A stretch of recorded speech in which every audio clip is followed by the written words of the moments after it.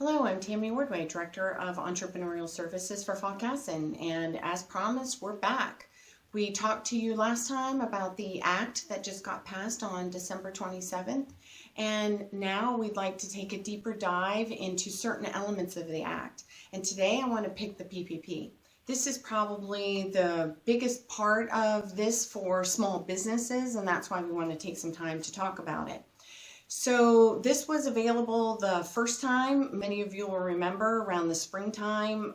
Some got their original PPP funds at the end of April. Some were a little more like May or June. Well, the PPP's back, and this is the second round. And just because you took the initial round of the PPP doesn't mean that you can't take the second round of the PPP. So that is not a disqualifier in this case. You also did not have to have already filed for forgiveness, because this is a huge question we're getting is, I haven't filed for forgiveness yet on my first round of PPP. Do I have to do that before I apply for the second round? And the answer is no, you do not have to have had forgiveness on your first round of PPP. So let's dive into how we actually qualify and then the calculation.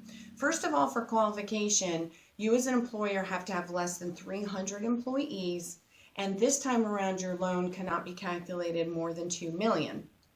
Also, too, you have to attest that you're going to expect to or have used your prior PPP funds. You also have to attest that you're using these funds for an essential purpose of your organization. Now, as far as the calculation goes, you're going to have to see if you've met the 25% declining revenue calculation. So this is what you do. You take a quarter in 2020, you look at your gross revenue, and then you want to compare that number to the same quarter in 2019. And if you had more than a 25% decline, you qualify, and then you can move on with your application. Now we're going to go into two options for actually calculating the PPP loan. You're going to multiply your total monthly payroll costs to get an average. But here's the alternate calculation. You can either do it in the year prior to the date of the loan, or you can do it in 2019. I'm going to explain why you may use your 2020 payroll figures versus the 2019. The act was signed into law on December 27th of 2020, but SBA has a period of time before they have to unveil the program. That won't be until 2021. So but the way the act reads is it says that you can take that average payroll cost prior to the date which the loan is made.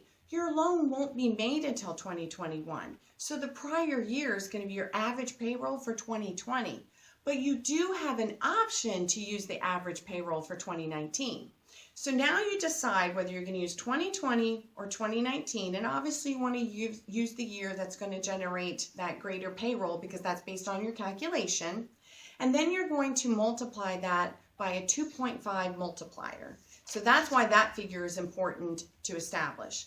Now, if you follow under a NAICS code of 72, which is primarily hospitality, and these NAICS codes can be derived from your tax return, you can see what NAICS code you fall under, you're permitted to use a 3.5 multiplier instead of a 2.5. So it's really going to help those industries that have probably been hardest hit during the pandemic. The second round of the PPP is also going to allow you to use an 8 or a 24-week period, just like that first round of PPP. So that's similar in both programs. And the PPP funds can be used for those same original purposes like wages, rent, leases, all those same purposes originally, but now the act has added some extended purposes. And let me give you an example of a few. You can now use the PPP funds for PPE that you use within your business, and this is the personal protection equipment in your business, and also essential operating expenses. So when it comes down to calculating that, we now have a greater expanded list of expenses that we can use the PPP funds for. There's also a new simplified application if you have $150,000 or less of a loan. So it's a simplified process now, which is good. It's a one-page certification that you're making now. So now it's not going to take small businesses a large undertaking to apply for this forgiveness if their loan's under $150,000. In addition, the PPP has now been expanded to 501c6 organizations. This is commonly civic organizations such as our Chamber of Commerce's. So that's good that they've been included because they have been hit too as a result of the pandemic. In addition, farmers who file a Schedule F, you now qualify based on your gross revenue. This is huge because a lot of farmers will produce a negative net income, therefore they didn't qualify in the first round of the PPP.